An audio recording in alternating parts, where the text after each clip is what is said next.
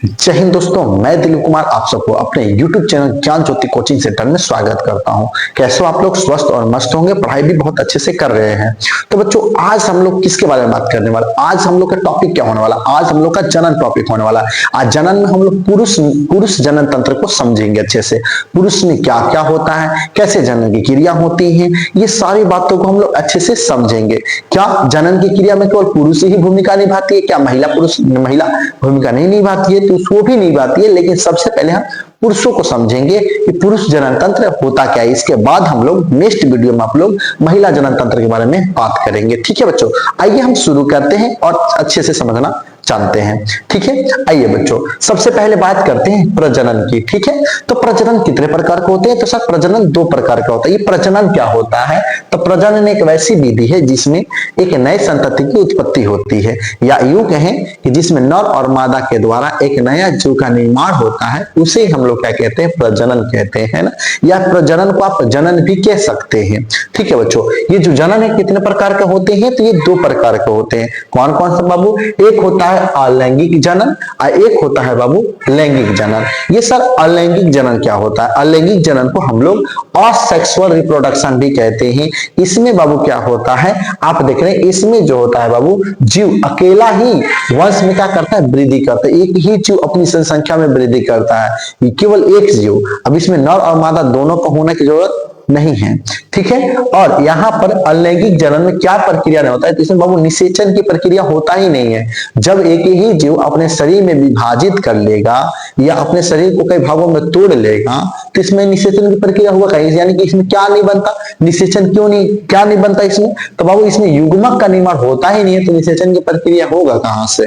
पहले हमें बात ये समझने पड़ेगी। तो आपको ये समझना चाहिए कि सर अलैंगिक जनन एक ऐसी प्रक्रिया है जिसमें केवल एक ही जीव अपनी जनसंख्या में या अपने वंश में वृद्धि करता है, और इसमें निषेचन की क्रिया नहीं होती और युग्मक का निर्माण भी नहीं होता। जबकि आपको लैंगिक जनन में देखेंगे, यानी सेक्सुअल रिप्रोडक्शन में देखेंगे कि ये इसमें क्या होता है, इसमें नर और मादा दोनों ही भाग लेते हैं। आप इसमें देख रहे हैं, इसमें नर भी भाग लेता है और मादा ही भाग लेती है। दोनों ही मिलकर एक नए जीव का निर्माण करते हैं, यानी कि इन दोनों के अंदर युग्मक का निर्माण होता है। अर्थात हम कह सकते हैं ये दोनों क्या कर सकते हैं? निषेचन की क्रिया करते हैं। आपको याद रखना चाहिए, अलैंगिक जनन में निषेचन की क्रिया नहीं होती है, जबकि लैंगिक जनन में निषेचन की क्रिया होती है बच्चों। और जब निषेचन की प्रक्रिया हो रही है तो इसमें क्या बनता है? तो इसमें युग्मक के रूप में अंडाणु बनते हैं, और क्या बनते हैं? शुक्राणु बनते हैं। अब सवाल ये उठा कि सर अंडाणु किससे बनते हैं, शुक्राणु किससे बनते हैं? तो मुझे प्लीज बता दीजिए। देखिए बच्चों,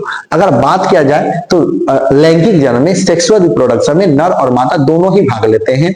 आप अच्छे से जानते हैं कि नर में स्पर्म बनता है, यानी कि शुक्राणु बनता है, और मादा में अंडाणु यानी कि ओवम बनता है। ये दोनों ही युग्मक है, इसी युग्मक का निर्माण होता है। ये दोनों युग्मक कहां से निर्माण होते हैं, कैसे निर्माण होते हैं, इसके बारे में जानते हैं। कितने बच्चे जानते हैं कि मुझे बताइए जल्दी से कि पुरुषों में यानी कि नर में युग्मक का निर्माण कहां होता है? युग्मक का निर्माण कहां होता है? अगर आपको पता है तो कमेंट जरूर कीजिए। ठीक है बच्चों। और महिलाओं में ओवम का यानी कि अंडाणु का निर्माण कहां होता है, कहां पर युग्मक बनता है, मुझे जल्दी से कमेंट करके बताइए बच्चों।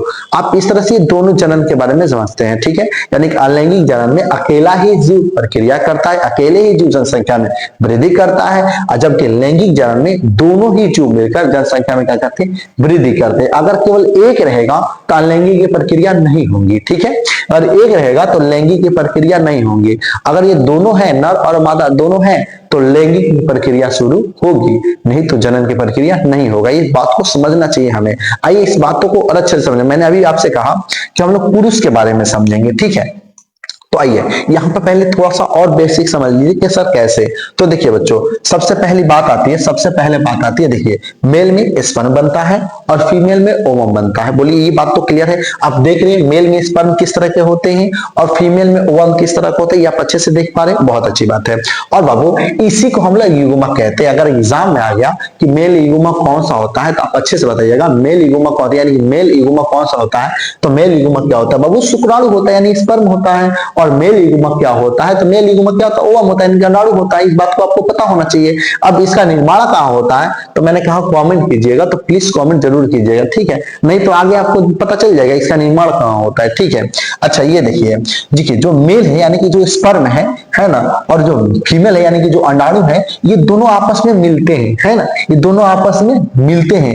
इस मिलने की प्रक्रिया को क्या कहते हैं हम लोग? निषेचन कहते हैं। एग्जाम में आ गया कि निषेचन किसे कहते हैं, अब छोड़कर नहीं आना, आपको बताना है कि नर युग्मक में से शुक्राणु और मादा युग्मक में से अंडाणु आपस में मिलने की प्रक्रिया को हम क्या कहते हैं? निषेचन कहते हैं, ठीक है? और यही फर्टिलाइजेशन किस तरह देख रहे हैं कि ये अंडाणु में इसके स्पर्म जा रहा है और यही दोनों आपस में मिलकर क्या बनाता है? जाइगोट यानी युग्मनज का निर्माण करता है। और यही युग्मनज वृद्धि करके भ्रूण का यानी कि एम्ब्रियो का निर्माण करता है। और यही एम्ब्रियो वृद्धि करके एक शिशु यानी बेबी का निर्माण करता है, ठीक है बच्चों? आगे हम जानेंगे, ऐसी कोई बात नहीं है, ठीक है? अच्छे से समझेंगे। आइए, अगर यहाँ पे अच्छे से समझना चाह रहे हैं तो सबसे पहले बात ये मैंने कहा, क्या कहा आपको कि सर मेल गैमेट कौन से होते हैं? तो मेल गैमेट कौन सा होता है? स्पर्म होता है। और फीमेल गैमेट कौन सी होती है? तो फीमेल गैमेट कौन सी होती है बाबू? ओवम होता है, ठीक है? इस बात को हम पहले जानते हैं। और ये भी बात जानते हैं कि स्पर्म तथा ओवम में के मिलने की प्रक्रिया को क्या कहते हैं? फर्टिलाइजेशन कहते हैं, है ना? इसके द्वारा क्या बनता है बाबू? जाइगोट का निर्माण होता है, हमें पता होना चाहिए। किसका निर्माण होता है? यानी कि निषेचन के बाद किसका निर्माण होता है? तो जाइगोट का निर्माण होता है, ठीक है? युग्मनज का निर्माण होता है। यही युग्मनज वृद्धि करके भ्रूण का विकास क्या? एम्ब्रियो का निर्माण करता है। यही एम्ब्रियो और वृद्धि करके क्या बनाता है बाबू? तो बेबी बनाता है, शिशु बनाता है। ये हम पिक्चर से समझने की हम चेष्टा करते हैं। तो देखिए बाबू, हम ये तो जान चुके हैं कि पुरुष में से स्पर्म और महिला में से अंडाणु, ये दोनों आपस में निकलते हैं और आपस में मिलते हैं और मिलने के बाद निषेचन की क्रिया होती है और निषेचन के पश्चात जाइगोट का निर्माण होता है। तो जाइगोट कुछ इस तरह का होता है यानी कि युग्मनज का निर्माण होता है और यही युग्मनज आगे वृद्धि करके भ्रूण का विकास कर रहा है। देख रहे हैं, एम्ब्रियो का निर्माण कर रहा है। ये देख रहे हैं, बच्चा बनना शुरू हो गया और धीरे धीरे विकसित करके फीटस का निर्माण कर देते हैं और यही फीटस पूरी तरह से वृद्धि होकर क्या बना देता है बाबू? तो बेबी बनाते हैं, यानी कि शिशु का निर्माण कर देता है। देख रहे हैं, शिशु इस तरह से। ये जो पूरी प्रक्रिया है पूरी की पूरी 9 मंथ का होता है, 9 माह का होता है ना? ये पूरी प्रक्रिया कितने माह की होती है? तो 9 माह की होती है। इसलिए पूछा गया कि महिलाओं का गर्भकाल कितने दिनों का होता है? तो कितने दिनों का बताएगा? तो दिन में तो आप बता सकते हैं, लेकिन माह में पूछेगा तो आपको बताना है कितने माह में? तो 9 माह में होता है, यानी कि 270-80 के करीब होते हैं बच्चों, ठीक है? समझ में आ रहा क्या कह रहे हैं? तो याद रखिएगा, महिलाओं में गर्भकाल कितने माह का होता है? तो 9 माह का होता है बच्चों, हमें पता होनी चाहिए। एक बच्चों को जन्म लेने में पूरे के पूरे 9 महीना एक महिला अपने गर्भ में बच्चों को पालती है, यानी कि निषेचन के बाद युग्मनज वृद्धि करता है, युग्मनज के बाद एम्ब्रियो वृद्धि करता है, यही एम्ब्रियो आगे बढ़कर फीटस का निर्माण करता है, यही फीटस फिर बेबी बनाता है और तब ये पूरी प्रक्रिया होने में कितनी माह लग जाती है? तो 9 माह लग जाता है, तब एक बेबी का जन्म होता है बच्चों, हमें समझना चाहिए। इसलिए कहा गया लड़की ही जननी है। लड़की को हम लोग क्यों पूछते हैं? ज्यादातर हम औरतों को क्यों मानते हैं? क्योंकि लड़की के द्वारा ही मेरा जन्म और आपका जन्म हुआ है। अगर औरत नहीं होती तो हम लोग का जन्म ही नहीं होता। तो औरत बड़ी महान होती है बच्चों, ठीक है? समझ में क्या करें? क्योंकि औरत के पास ही ऐसा एक अंग है जिसमें एक नए जीव को जन्म देने का क्षमता होता है, लेकिन अगर पुरुषों में कहा जाए तो नहीं है ये क्षमता। पुरुषों में ये क्षमता नहीं है, लेकिन महिलाओं में ये क्षमता है, एक नए जीव को जन्म देना। बिगाड़ना हर कोई जानता है, लेकिन बनाना हर कोई जानता है। लेकिन एक माँ होती है बनाना, वो बनाना जानती है, ठीक है? बिगाड़ना नहीं जानती है। मारना आसान है, जन्म देना बहुत हार्ड है बच्चों। समझ रहे बात क्या कह रहे हैं? हालांकि महिला अकेले जन्म नहीं कर सकती, इसके लिए एक नर युग्मक का होना जरूरी है। तो ये उसी चीज को हम समझने की चेष्टा करते हैं। देखो बच्चों, अगर बात किया जाए सिस्टम की तो सबसे पहले हम ये समझेंगे कि सर ये होता कैसे, ये प्रक्रिया पूरी होने में क्या क्या होता है। तो सबसे पहले हम लोग शिशु में जन्म लेते हैं ना, अवस्था, यानी कि सबसे पहले अवस्था हम लोग का शिशु हुआ। अब शिशु के बाद थोड़े से बड़े होंगे तो हम लोग का किशोरावस्था चलेगा और किशोरावस्था के दौरान हम लोग का युवा अवस्था आएगा और युवा अवस्था के दौरान हम लोग का पौध अवस्था आएगा और पौध अवस्था के दौरान ही वृद्धावस्था आएगी और वृद्धावस्था के दौरान हम मर जाएंगे। ये पूरी प्रक्रिया होने में 60 से 70 साल लग जाते जाते हैं? बोलिए हाँ या ना बच्चों। ठीक है, तो भाई सवाल ये उठा है कि सर ये युग्मक बनते कैसे हैं, ये कब से बनना शुरू करते हैं? क्या हम जन्म से ही, यानी कि जब हम पेट में रहते हैं तब से ही बनना शुरू हो जाता है, या जन्म लेने के 2-4 साल बाद होते हैं? तो ये बच्चों इसी बात को समझेंगे कि कब से शुरू होता, कब से है, यानी कि युग्मनज का, यानी कि पुरुष में स्पर्म कब बनता है और महिलाओं में अंडाणु कब बनना शुरू होता है, इस बातों को समझना शुरू करेंगे। तो सबसे पहले हम किसके बारे में बात करेंगे बच्चों?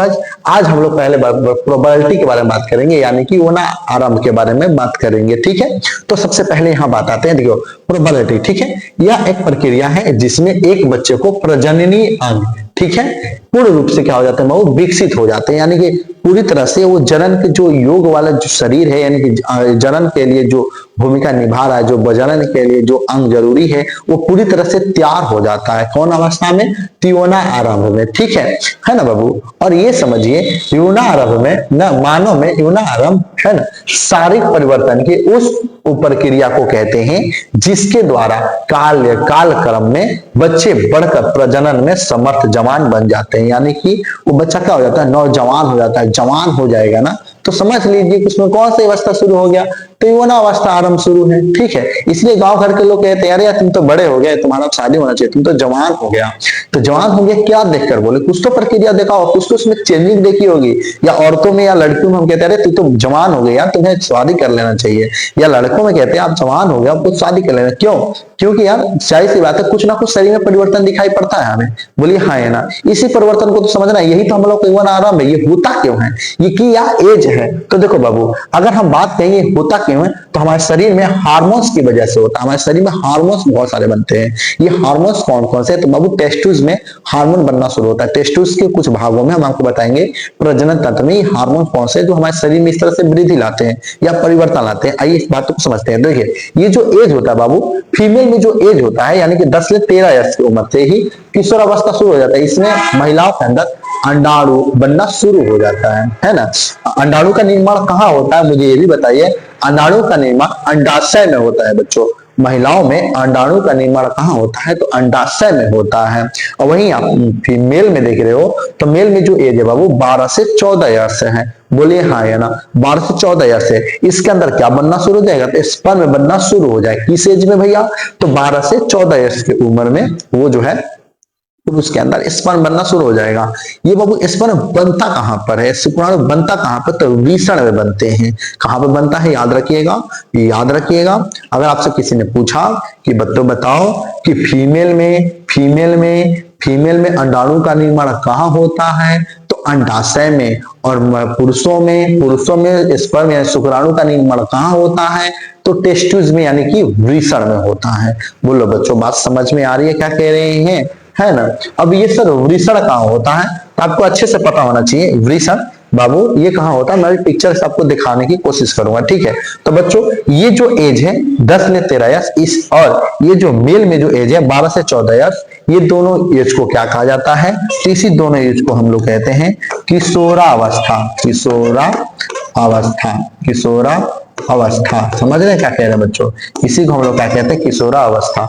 इसी एज के दौरान बच्चों में अंडाणु स्पर्म बनना शुरू होता है। ये कब तक होता है, तो बच्चों पुरुषों में ना ये लगभग 18 वर्ष और लड़कियों में भी 18 वर्ष, ये 18 वर्ष तक बनते रहते हैं। ठीक है, 18 वर्ष के बाद जो उसका एज होता है वो पूरी तरह से क्या होता है, नौजवान हो जाता है, यानी जवान होता है, युवा अवस्था हो जाता है। बच्चों समझ रहे क्या कह रहे हैं? इस अवस्था के दौरान ही एक बच्चों को जन्म देने कि योग उनका प्रजनन तंत्र काम करना शुरू कर देता है। आइए इस बात को ना और थोड़े अच्छे से समझते हैं। सबसे पहले बात आता है बच्चों, देखिए सबसे पहले हम बात करेंगे बच्चों यहाँ पर किसके बारे में, तो सबसे पहले आप पुरुष प्रजनन तंत्र को देखेंगे। पुरुष प्रजनन तंत्र कैसा होता है, आप अच्छे से फिगर देख लीजिए, अच्छे से प्यार से देख लीजिए। यही हम लोग का, ये देखो आप ये जो भाग देख रहे हैं ना बाहर की ओर, ये देख रहे हैं, इसी को हम लोग सीसन कहते हैं। गांव में उल्टे सीधे शब्द है, लेकिन यहाँ पर हम साइंस पढ़ रहे हैं, इसको क्या बोलते हैं, हम सीसन बोलते हैं बच्चों। ठीक है, और यहाँ पे देख रहे हैं अंडे टाइप पे दिखाई दे रहा है, इसको हम लोग वृषण बोलते हैं, अंडाशय बोलते हैं, है ना? तो आइए इस पिक्चर को अच्छे से समझते हैं, अच्छे से समझने की चेष्टा करते हैं बच्चों। आइए चलिए मैं आपको बताने की मैं कोशिश करता हूं। ठीक है, समझिएगा बच्चों। ठीक है, देखिए सबसे पहले ये देखिए, ये वाला भाग आपको दिखाई दे रहा है, ये वाला है ना, इसी को क्या कहते हैं, वृषण कहते हैं। वृषण में ही क्या बनता है, तो स्पर्म बनता है। पुरुष में वृषण में क्या बनता है, तो स्पर्म बनता है बाबू। और इसके ऊपर ये वाला भाग दिखाई दे रहा है, ये वाला, इसके ऊपर ये जो भाग दिखाई दे रहा है, ये वाला दिखाई दे रहा है बच्चों, तो ये जो भाग है इसको क्या कहते हैं, अधिवृषण। यानी कि स्पर्म बनता है वृषण में, यही स्पर्म आगे बढ़कर किसमें जाके जमा हो जाते हैं, अधिवृषण में। और यहाँ पे थोड़ा परिपक्व होते हैं, थोड़ा तैयार होते हैं, ठीक है। और इसके बाद यहाँ पर देखिए एक नली है, दिखाई दे रही है ये वाली नली बच्चों, ये वाली नली दिखाई दे रही है, ये वाली नली है ना। इस नली को हम लोग क्या कहते हैं, शुक्रवाहिका, क्योंकि शुक्राणुओं को ले जाने वाला नली है, इसलिए इसको क्या कहा जाता है, शुक्रवाहिका कहा जाता है ना। और ये शुक्रवाहिका देखिए, यहाँ पर देखिए एक ग्लैंड है, ये कौन सा ग्लैंड है, प्रोस्टेट ग्लैंड है, ठीक है। इस ग्लैंड में जाकर वो रुक जाता है। यही काम करता है बाबू हमारे शरीर के अंदर क्या, परिवर्तन लाना। जैसे मेरे चेहरे पर दाढ़ी मुझका आ जाना, या लड़कों में सीने चौड़े हो जाना, है ना, या आवाज भारी हो जाना, किसके कारण है, तो सर सबसे किसके कारण है, तो प्रोस्टेट ग्रंथि के कारण है। यही प्रोस्टेट ग्रंथि है जिसके कारण पुरुषों में चेंजिंग आता है, आवाज भारी हो जाएगा, चेहरे पे दाढ़ी आ जाएगी, बगल में बाल आ जाएंगे, छाती चौड़ी हो जाएगी, है ना, बहुत सी प्रक्रिया हो जाएगा, हाइट में वृद्धि हो जाएगा। तो सर किसके कारण होता है, यही प्रोस्टेट ग्रंथि, यही ग्रंथि है जिसके कारण ये शरीर में चेंजिंग दिखाई पड़ रहा है ना। और यहाँ पर देख रहे हैं आपको एक थैली जैसी नुमा संरचना दिखाई, इसको क्या कहते हैं, शुक्राशय। तो एग्जाम में पूछा गया क्वेश्चन है कि जब वृषण में शुक्राणु बनते हैं तो शुक्राणु कहां पर जाकर एकत्रित होता है, तो आपको याद रखना है कहां पर जाकर एकत्रित होता है, तो शुक्राशय में जाकर एकत्रित होता है, ठीक है। और यहाँ पे शुक्राशय के बाद यहाँ पे देख रहे हैं कॉपर ग्लैंड, देख रहे हैं कॉपर ग्लैंड, ये कॉपर ग्लैंड है, देख रहे हैं रेड वाला भाग, ये कॉपर ग्लैंड है। अब यही इसमें शुक्राणु आता है, जब जनन की प्रक्रिया होती है तो यही क्या करता है, उसको ऊर्जा देता है, किसको, स्पर्म को। यहाँ पे एक चिकना पदार्थ निकलता है, जिसके कारण यहाँ पे देख रहे हैं ऊपर की ओर एक टंकी होगी, जिसको हम लोग क्या कहते हैं, मूत्राशय ना। तो मूत्राशय की नली और शुक्राणु की नली एक ही होती है, ठीक है। लेकिन यहाँ पर देख रहे हैं कि यहाँ पर ये जो है कॉपर ग्लैंड, ये क्या करता है, एक द्रव्य यानी कि इसको किसमें बदल देता है, जो शुक्राणु उसको वीर्य में बदल देता है, किसमें बदलता है, उसको वीर्य में बदल देता है। समझे क्या कह रहे हैं, यही वीर्य में बदलने के कारण यहाँ से वीर्य बाहर निकल जाता है, यानी किसके द्वारा, तो मूत्र मार्ग के द्वारा बाहर निकल जाता है। ये जो पूरा भाग बाहर के जो दिखाई दे रहा है, इसको हम लोग क्या कहते हैं, सीसन कहते हैं बच्चों, ठीक है। इन सभी को बारे में अच्छे समझना चाहते हैं, बिल्कुल, चलिए बच्चों अच्छे समझाता हूं, ठीक है। आगे की ओर बढ़ते हैं, ठीक है ना। आइए, सबसे पहले क्या था बच्चों, सबसे पहले क्या था, मुझे जल्दी बता दो, सबसे पहले क्या था, तो सबसे पहले सर वृषण था, है ना, यानी टेस्टुस था। देखिए पुरुषों में टेस्टुस कुछ ऐसे होते हैं, दिखाई पड़ रहा है आप लोगों को, है ना। तो पुरुषों में एक जोड़ी टेस्टुस होता है, ये देखिए अंडे टाइप का, इसके ऊपर देखिए जो दो छोटे छोटे दिखाई दे रहे हैं ना, है ना, ये भी है अधिवृषण, ठीक है। तो यहाँ पे देखिए दो टेस्टुस हैं, ये जो है टेस्टुस है बाबू, टेस्टिस सर्कल्स में है, ठीक है, टेस्टिस स्कल में है, ठीक है। और ये जो बाहर वाला भाग दिखाई दे रहा है, इसको क्या कहते हैं, स्क्रोटम कहते हैं। क्या कहते हैं इसको, ये जो बाहर जो चमड़ी वाली भाग दिखाई पड़ता है ना, ये थैली जैसी नुमा में से लटका होता है दोनों जांघों के बीचों में, तो इसको क्या कहते हैं, स्क्रोटम कहते हैं। समझ में आ रहा क्या वो कह रहे हैं, है ना। अब इन बातों को अच्छे से समझेंगे, आइए आप समझते हैं। देखिए इनकी जो संख्या होती है, कितनी जोड़ी होती है, तो एक जोड़ी, अर्थात कितने कह सकते हैं, ये दो होते हैं। हर पुरुषों में, हर नर जाति में ये दो होते हैं, ठीक है बाबू, यानी कि एक जोड़ी होता है। इसका जो आकार होता है, यानी कि इसका जो शेप होता है बाबू, अंडाकार होता है, यानी कि ओवल आकार का होता है, अंडे का आकार का होता है। आप यहाँ पे देख रहे हैं अंडे का आकार का है ना। और यहाँ पर देख सकते हैं इसका जो कार्य है बाबू, यानी कि स्पर्म का कार्य क्या कार्य है, तो इसलिए स्पर्म में यानी शुक्राणु का निर्माण करना, ये क्या करता है, ये स्पर्म का निर्माण करता है। और साथ ही साथ क्या करता है, ये मेल सेक्स हार्मोन, है ना, मेल सेक्स हार्मोन का निर्माण करता है, यानी कि मेल में परिवर्तन लाने का काम करता है। और साथ ही साथ टेस्टिस के बाहर एक पतली त्वचा की थैली होती है, आप देख रहे हैं पतली पतली त्वचा है बाहर की ओर, है ना। इसको हम क्या कहते हैं, वृषण कोष कहते हैं, यानी कि स्क्रोटम कहते हैं। समझ रहे बच्चों क्या कह रहे हैं। और टेस्टिस के अंदर स्पर्म का निर्माण शरीर के तापमान से 2-3 डिग्री सेल्सियस तापमान से क्या होता है बाबू, पर होता, अर्थात स्पर्म का निर्माण 34 से 35 डिग्री सेल्सियस पर होता है। समझने में बात समझिए कहना क्या चाह रहा है, यानी कि ये बाहर क्यों है। सवाल ये है कि सर ये टेस्टुस बाहर की ओर क्यों होते हैं, स्क्रोटम से बाहर की ओर क्यों होते हैं, क्योंकि यार जाहिर सी बात है कि स्पर्म बनने के लिए जो टेम्परेचर चाहिए वो कितना होना चाहिए, लगभग 34 से 35 डिग्री सेल्सियस होती है। लेकिन अभी बताइए मानव का जो ताप टेम्परेचर होता है या मानव शरीर का जो ताप होता है कितना होता है, 37 डिग्री सेल्सियस होता है। तो लगभग 2-3 डिग्री सेल्सियस ज्यादा या कम हो जाए ना, बोलिए हाँ या ना बच्चों। तो क्या होता है जो स्पर्म होता है ना तो थोड़ा कम डिग्री पे कम सेल्सियस पे बनता है। अब मान लीजिए बॉडी के अंदर है ये टेस्टुस, तो स्पर्म बनेगा ही नहीं, स्पर्म नष्ट हो जाएगा। इसलिए शरीर से ये बाहर की ओर होता है लटका हुआ, ठीक है। जब ठंड का समय आता है ना तो ये सिकुड़ जाता है और ऊपर की ओर चला जाता है बॉडी से, क्योंकि आसपास का टेम्परेचर ठंडा होता है ना। तो ऊपर की ओर चला जाता है क्योंकि उसको उष्मा चाहिए, कितना डिग्री सेल्सियस, 34 से 35 डिग्री सेल्सियस। तो ऊपर की ओर, तो ठंड के दिन में जो ये टेस्टुस है ये सिकुड़ जाते हैं, है ना। यानी कि स्क्रोटम क्या होता है, इसको सिकुड़ लेता है अंदर की ओर ताकि इसको ऊर्जा मिल सके, है ना। और जैसी गर्मी आती है तो फिर ये नीचे की ओर लटक जाता है। क्यों सर, क्योंकि बॉडी के दिन में टेम्परेचर गर्म है, आसपास का बॉडी गर्म है, तो उसको हवाएं लगने के लिए नीचे की ओर लटक जाता है, यानी कि बॉडी से अलग हो जाता है। याद रखिएगा स्पर्म बनने के लिए जो टेम्परेचर होना चाहिए मानव तरफ से कितना कम होना चाहिए, 2 से 3 डिग्री सेल्सियस कम होना चाहिए, इसलिए बाहर क्यों लटका होता है बच्चों, ये समझ लीजिए। इससे अधिक या कम तापमान पर स्पर्म का निर्माण नहीं हो सकता। अगर अधिक ताप रहेगा तो स्पर्म बनेगा ही नहीं, कम ताप रहेगा तो बनेगा नहीं। कम से कम कितना डिग्री सेल्सियस होना चाहिए, 34 से 35 डिग्री सेल्सियस। इसीलिए शरीर से क्या होते हैं, बाहर की ओर लटके होते हैं। समझ में आया बच्चों क्या कह रहे हैं, इसमें कोई मतलब ऐसा नहीं है वगैरह वगैरह, इसमें बात यही है कि स्पर्म बनेगा नहीं, इसलिए वो शरीर से बाहर रहते हैं। ठीक है क्या बाबू, ये 2 अंडे का टेस्टुस यानी कि वृषण बच्चों। ठीक है, आगे की बात करें, थोड़ा सा और समझने की बात करेंगे। तो देखिए बच्चों, वृषण में हमने क्या देखा था कि इसके ऊपर ना 2 एक भाग था ना, है ना, इसमें 2 भाग थे, है ना। आप अच्छे से देख रहे हैं, देखिए बाबू वृषण कोश यानी क्रोस्टोम्स, ठीक है। ये क्या करता है बाबू, यहाँ सुनिए। क्रोस्टोम्स का काम क्या है कि इसकी मदद से टेस्टुस के तापमान को क्या करता है, ये नियंत्रित किया जाता है। यही देता है ना, ये सिकुड़ता है, फैलता है, तो ये नियंत्रित करता है तापमान को, ठीक है बच्चों। और साथ ही साथ स्क्रोटम का तापमान को नियंत्रित करने के लिए, है ना, जो जाड़े के मौसम में सिकुड़कर छोटा हो जाता है, जो मैंने अभी बताया आपको, और जिससे टेस्टुस शरीर के पास आ जाते हैं। जबकि गर्मी के मौसम में स्क्रोटम, है ना, के प्रसार से, है ना, एक्सपेंशन होने के कारण टेस्टुस शरीर से दूर चला जाता है और इस प्रकार तापमान को नियंत्रित करता है। यानी कि स्क्रोटम का काम क्या है, सिकुड़ने और फैलने का काम करना, कि कब सिकुड़ना चाहिए और कब मुझे फैलना चाहिए, यानी ये ताप का नियंत्रण करता है। सीधी सीधी बात है बच्चों, समझ में आ रहा क्या कह रहे हैं, यानी कि बात समझ में आया क्या कह रहे हैं। चलो जी आगे बढ़ते हैं, आगे बढ़ते हैं जी। आगे क्या बात आता है, सबसे पहले आता है, क्योंकि आपने बाहर बाहर देखा था अंदर वृषण को, अब थोड़े से अंदर से देख लीजिए। देख रहे हैं इस तरह कुछ इस तरह जाली नुमा संरचनाकार का होता है वृषण हम लोग के शरीर के अंदर, ठीक है। आइए इसके बारे में थोड़ा समझ लेते हैं। बाबू कह रहा है शुक्रजनक नलिका, ठीक है। इसके क्या कहते हैं हम लोग, शुक्रजनक नलिका, क्योंकि इसमें शुक्राणु बनते हैं, है ना बच्चों। आइए, टेस्टुस के आंतरिक रूप में कई खंडों में, है ना, विभाजित हो जाता है, जिसे प्रत्येक ट्यूब्स, है ना, प्रत्येक लूप्स में पतली नलीनुमा संरचना पाई जाती है, जिसे सेमिनिफेरमस ट्यूबल्स कहा जाता है बच्चों। यही है ना, सेमिनिफेरमस ट्यूबल्स, ठीक है बच्चों। इसके अंदर ही शुक्राणु बनते हैं, स्पर्म बनते हैं, ठीक है बच्चों।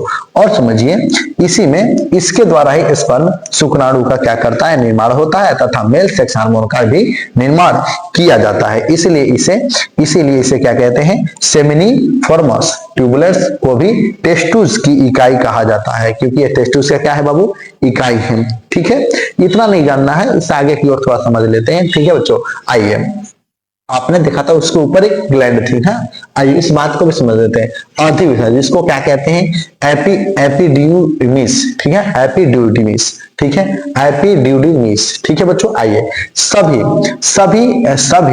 सभी सेमिनिफेरमस ट्यूबल्स आपस में मिलकर टेस्टुस के बाहर एक घुमावदार गांठनुमा संरचना का निर्माण करता है ना। यहाँ पर देख रहे हैं गांठ जैसा निर्माण किया, देख रहे हैं ये वाला, है ना। इसी को हम क्या कहते हैं, इसी को क्या कहते हैं, अधिवृषण कहते हैं, ठीक है बाबू। और इसका काम क्या है, शुक्राणुओं को परिवक्त करना, यानी शुक्राणुओं को पूरी तरह से तैयार कर देना, अच्छे से, मान शिशु जन्म लिया थोड़ा सा मजबूत बना देना, ठीक है बच्चों। समझ रहे क्या कह रहे हैं।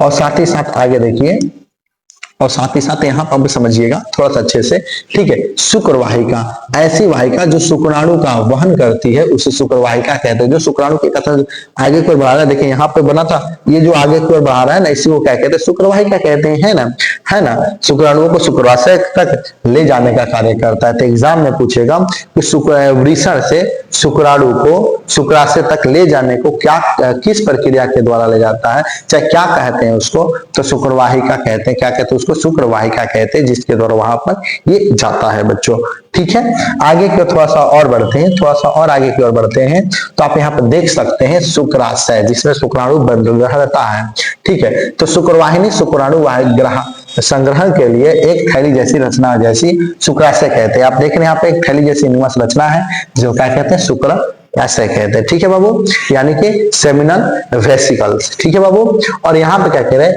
शुक्राशय ब्लैडर यानी कि मूत्राशय के नीचे स्थित होता है। ये देखिए ब्लैडर है ना ये बाबू, इसके जस्ट नीचे होता है, ठीक है बाबू। यहाँ पर देखने ये नीचे की ओर है ना, ये थोड़ा नीचे होता है, ठीक है बच्चों। और इसमें स्थित ग्रंथियों से तरल पदार्थ का निर्माण होता है, जिसके क्या कहते हैं, फ्रक्टोज के मिलने से क्या निर्माण होता है बाबू, वीर्य बन जाता है। यानी कि स्पर्म था पहले से, इसके अंदर एक पदार्थ मिल गया, कौन सा पदार्थ मिल गया, फ्रक्टोज, ठीक है, जिसके कारण वो जो है क्या बन गया बाबू, वीर्य बन गया, है ना, वीर्य का निर्माण होता है। समझ में आया क्या कह रहे हैं, बात समझ में आ रही है बच्चों, क्या कह रहे हैं। अब आगे की ओर बढ़ते हैं, थोड़ा सा और है बाबू, आगे बात यहाँ पे क्या किसके बारे में कहा गया, प्रोटेस्ट ग्रंथि के बारे में, है ना। यह ग्रंथि वीर्य के लगभग 20% भाग का निर्माण करती है। यह शुक्राणुओं को, यानी कि शुक्राणुओं को, है ना, शुक्राणुओं का पोषण यानी न्यूट्रिएंट्स एवं सुरक्षा प्रदान करते हैं। ये जो आप देख रहे हैं ना प्रोटेस्ट ग्रंथि है बाबू, यही काम करता है। ये शुक्राणु को 20% उसको पोषण प्रदान करता है, ऊर्जा प्रदान करता है, ताकि वो अच्छे से कार्य कर सके, जीवित रह सके, आगे की ओर बढ़ सके, ठीक है बच्चों। और आगे की ओर बात करें, तो बाबू कॉपर ग्लैंड, देखिए कॉपर ग्लैंड भी हमारे शरीर में है ना, इसके बारे में समझें। देखिए कॉपर ग्लैंड आपको दिखाई दे रहा है, ये वाला छोटा वाला, ठीक है, ये कॉपर ग्लैंड के बारे में देख लेते हैं, ठीक है। तो कह रहा कॉपर ग्लैंड, ठीक है बाबू, यह वीर्य श्रृंखलन से पहले क्षारीय साफ चिकना म्यूकस ग्लाइकोप्रोटीन है स्रावित करता है, जिससे मूत्र मार्ग चिकना हो जाता है। यानी कि एक प्रकार का पदार्थ निकलता है जिससे मूत्र मार्ग होता है चिकना हो जाता है बच्चों, है ना। अतः मूत्र मार्ग में पेशाब की बची बूंदों की वजह से जो अम्लता होती है, तो उसको भी प्रभावहीन कर देता है, ताकि शुक्राणु को कोई हानि न पहुंचे। यानी कि ये क्या करता है कि तुरंत एक पदार्थ बनाता है, उस पदार्थ के दौरान इसमें जो भी अम्लीयता, एक बूंद भी अगर शुक्राणु, अगर एक बूंद भी इसमें एक बूंद भी अगर मूत्र की बूंदे हैं तो वो अम्लीय होता है। अब मान लीजिए कि अगर स्पर्म बना है तो तुरंत नष्ट हो जाएगा, इसलिए वो क्या करेगा, एक पदार्थ निकाल कर उसको पहले चिकना कर देगा, है ना। और जब इसमें बाहर आएगा कि ताकि जीवित रहे, वो मर सके ना बच्चों। समझे क्या कह रहे हैं, पूरी जीवन की क्रिया देख रहे हो किस तरह से होती है बच्चों, ठीक है। और आगे की ओर थोड़ा सा और बढ़ेंगे तो और भी आप देख सकते हैं यहाँ पर कि यूथेरा, ठीक है, मूत्र मार्ग, है ना। यूथेरा मूत्र मार्ग के माध्यम से यूरिन तथा सेमेन, है ना, जिसको वीर्य कहते हैं, दोनों बाहर निकलते हैं, है ना। और यहाँ पे आप देख रहे होंगे सीसन यानी पेनिस, ये वाला देख रहे भाग, इसको क्या कहते हैं, सीसन कहते हैं। यह नर का बाह्य जनन अंग होता है, जो शुक्राणुओं को मादा के शरीर में स्थानांतरित करने का कार्य करती है, और मूत्र का त्याग सीसन के द्वारा ही किया जाता है। और इसके द्वारा ही क्या होता है कि महिलाओं में बाह्य जनन अंगों के द्वारा ही शुक्राणु को उसके अंदर प्रवेश कराया जाता है, या मूत्र को बाहर निकाला जाता है। किसके द्वारा, सीसन। ये तो पूरा भाग दिखाई दे रहा है, यही सीसन है बच्चों। समझ में क्या कह रहे हैं, ठीक है। इसके अलावा इसके द्वारा बनने वाले कोशिका भी बहुत सारे हैं। आइए इस बात को आपने समझिए, पहले स्पर्म का निर्माण कहाँ होता है, तो वृषण में होता है। और वृषण में आगे बढ़ के कहाँ चला जाता है, तो अधिवृषण में। अधिवृषण कहाँ नलिका ले जाती है, तो शुक्रवाहिका नलिका द्वारा फिर आगे की ओर बढ़ता है। तो सर एक होता है हम लोग के यहाँ पर, एक होता है शुक्राशय, तो इसलिए शुक्राशय में जाकर शुक्राणु जमा हो जाता है। अब यहाँ पर होता है प्रोटेस्ट ग्रंथि। प्रोटेस्ट ग्रंथि 20% उसको फ्रक्टोज देता है, जिसके कारण वो क्या करता है, न्यूट्रिएंट्स मिलता है, वीर्य में बदलता है। और ये वीर्य आगे को ये क्या करता है, कॉपर ग्लैंड इसको तुरंत से क्या करता है, इसको चिकना बनाता है, एक प्रकार का पदार्थ निकालता है चिकना, जिससे अम्लीयता कम हो जाए, है ना। अम्लीयता को हटाकर एक पदार्थ डालता है शुक्राणु अच्छे से गति कर सके। और साथ ही साथ आप यहाँ पर देख रहे हैं सीसन, है ना, मूत्र मार्ग से बाहर निकल जाता है। और यहाँ पर सीसन देख रहे हैं, सीसन ही होता है जो योनि में यानी कि महिलाओं के योनि में प्रवेश करता है, अर्थात उनके बाहरी जनन अंग पर प्रवेश करता है जिससे शुक्राणु उसके अंदर जा सके। ठीक है बच्चों, क्या कह रहे हैं, ये पूरी प्रक्रिया थी हम लोग के यहाँ जनन की देखा जाए तो, है ना। और इसके साथ बनने वाला जो ऑब्जेक्टिव क्वेश्चन है, सबसे पहले आते हैं कुछ, क्योंकि हमारे शरीर के अंदर कुछ हार्मोन्स भी हैं। ये हार्मोन्स क्या है, किसके कारण बनता है, क्या चेंजिंग आता है। तो हमारे अंदर एक हार्मोन है टेस्टोस हार्मोन, याद रखिएगा पुरुष में कौन सा हार्मोन बनता है, तो याद रखना है टेस्टोस्टेरोन, टेस्टोस्टेरोन, टेस्टोस्टेरोन हार्मोन बनता है। ठीक है बाबू, यह मेल सेक्स हार्मोन होता है। कोई पूछेगा मेल सेक्स हार्मोन कौन सा होता है, तो आपको बताना है टेस्टोस्टेरोन हार्मोन होता है बाबू। ठीक है ना। पुरुषों के यौवन एवं उनके विकास के लिए प्रोटेस्टेरोन को ही जिम्मेदार माना जाता है। यही हमारे अंदर वृद्धि लाता है, विकास लाता है या परिवर्तन लाता है टेस्टो हार्मोन की वजह से। और टेस्टो हार्मोन पुरुषों में द्वितीय सेक्सुअल कैरेक्टर को निर्धारित करता है, यही कैरेक्टर बनाता है। किस तरह से बाबू, तो जैसे पुरुषों में क्या बना जाएगा, यही दाढ़ी मूछ का निकालेगा, यही दाढ़ी मूछ को बनाएगा कौन, टेस्टोस्टेरोन हार्मोन। इसी के वजह से होता है बाबू, जिसमें टेस्टोस्टेरोन हार्मोन की कमी होता है उसके दाढ़ी मूछ अच्छे से विकास नहीं हो पाता है ना। और आवाज का भी भारी हो जाना किसकी वजह से होता है, टेस्टोस्टेरोन की वजह से है। हमारा परिवर्तन ऐसे नहीं है कि ऐसे चिल्लाना वाला नहीं, ये टेस्टोस्टेरोन हार्मोन की वजह से क्या होता है, हमारी आवाजें भारी हो जाती है। ठीक है, महिलाओं में भी आवाज पतली हो जाती है, इसी कुछ हार्मोन है इसी तरह से, लेकिन वो टेस्टोस्टेरोन है। ठीक है, ये लेकिन टेस्टोस्टेरोन है। ठीक है, टेस्टोस्टेरोन में क्या होता है बाबू, तो दाढ़ी मूछ निकल जाता है, आवाज का भारी हो जाना और सीने का ज्यादा चौड़ा हो जाना। ये सीना है जो चौड़ा हो जाता है, ये बॉडी। ठीक है, समझ बच्चों क्या कह रहे हैं। और भौतिक रूप से या शारीरिक रूप से ज्यादा ताकतवर हो जाना, ऐसा लगे बहुत ताकत आ गई अपने अंदर। समझ में क्या कह रहे हैं बच्चों, ये लड़कों में होता है। समझ में आ रहा क्या कह रहे हैं बाबू। और आगे की ओर देखेंगे आप लोग, आगे की ओर देखेंगे तो बाबू आप अच्छे से समझ लीजिए। यहाँ पर थोड़ी सी बात कहेंगे, कुछ एक्स्ट्रा बात भी समझ लेंगे तो क्या हर्ज है, ये समझ लेते हैं बाबू। कह रहा कि आप जानते हैं कि वीर्य में मौजूद शुक्राणु है ना, महिलाओं का गर्भ धारण करने वाली एक सेल्स होती है। यही है जो महिलाओं में गर्भ धारण करता है। अगर ये नहीं होता तो महिलाएं गर्भधारण करती ही नहीं पाती। समझे क्या कह रहे है ना। यदि इस शुक्राणु को महिला के अंडे तक पहुंचने में रोक दिया जाता है तो महिला के गर्भधारण को रोका जा सकता है। यदि हम यही स्पर्म को रोक दें महिला को गर्भ तक पहुंचने से, तो जाहिर सी बात है कि हमारे यहाँ पर जनन की क्रिया नहीं हो पाएगी, यानी कि नया शिशु नहीं बन पाएगा। यानी कि आप सीधी कहें जनसंख्या नियंत्रण कर सकते हैं। किस तरह से भैया, तो आइए इसी बात को हम कहते हैं, इसी को हम कहते हैं पुरुष नसबंदी कहते हैं। समझे क्या कह रहे हैं, यानी कि हम जनसंख्या पर रोक लगा सकते हैं। कैसे सर, तो आइए यहाँ बात करें। इस प्रक्रिया को एक छोटे से ऑपरेशन के द्वारा संपन्न किया जा सकता है, जिसे वैक्सोटॉमी, क्या कहते हैं इसको, वैक्सोटॉमी या पुरुष नसबंदी, यानी कि पुरुष नसबंदी कहा जाता है। इसमें स्पर्म को वीर्य का भाग बनने से रोक दिया जाता है। ठीक है, यानी कि वो वीर्य ना बन सके, इसीलिए आप ये भाग देख रहे हैं, इसी को काट दिया जाता है, इसी नली को काट दिया जाता है।